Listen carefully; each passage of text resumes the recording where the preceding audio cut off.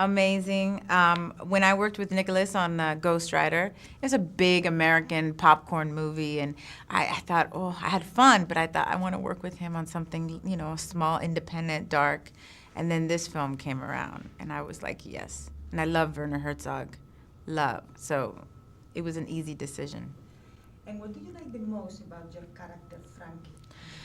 I like that she's a woman that is a survivor. She's a prostitute, and she has a drug problem. Yet, I didn't want to judge her, and I thought, what makes people do this? When you're a little girl, you don't say, I want to be a prostitute. You don't say, I want to be a drug addict.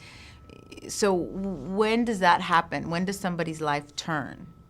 And when does somebody make those decisions? So I really wanted to explore that, and I had a lot of fun as far as breaking her down and seeing why and what happened. It was difficult filming in New Orleans? Yeah, it was, because it's not okay yet. It's beautiful, and the people are amazing, but there's still areas that are so shattered, and you feel the pain, and it's haunting, and you see how the government completely failed us. It didn't have to get that bad. It didn't have to, you feel the disaster, definitely. I think one of the essential things of being a director is understanding how to cast a film, and it's not just having one star here and another star there and tossing them together in the film. There has to be a real texture. There has to be something that works together, and Nicolas Cage and Eva Mendes, for example, are wonderful together. Although the producers were kind of skeptical about Eva Mendes.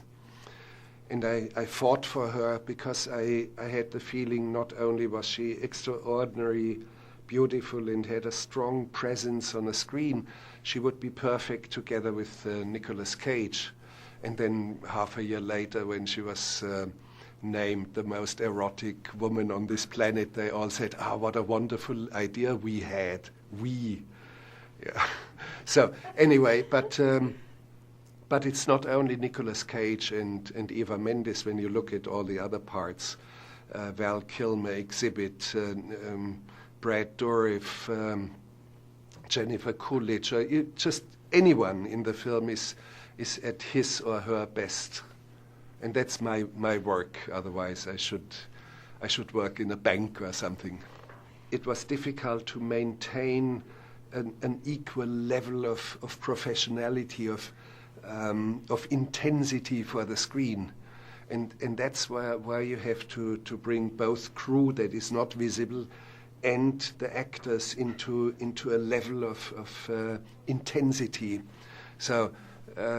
That's what's always difficult in a film, not in this in particular. The project was presented to me by one of the producers. I immediately liked the screenplay, and then there was, of course, the great possibility to work with Nicolas Cage. We had looked at each other for a long, long time, and it never occurred to us that we should work together. All of a sudden we thought, this is an outrage, why don't we do that? So, of course, New Orleans, to shoot in New Orleans was a great, wonderful idea.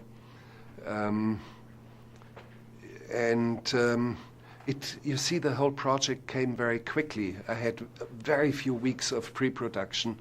I had only 2 weeks after shooting to deliver my fine cut, which I actually did. And it was done with great intensity and great professional at a high professional level. And because of that, it was finished fairly quickly. Well, I have, within the last 11 months, I did 2 more films. My next project is after Bad Lieutenant. I have to release My Son, What Have Ye Done?, which will come in December. And I have another short film, and I started my own film school. It's just wild stuff. And I have 5 or 6 projects, feature film projects, that have come at me.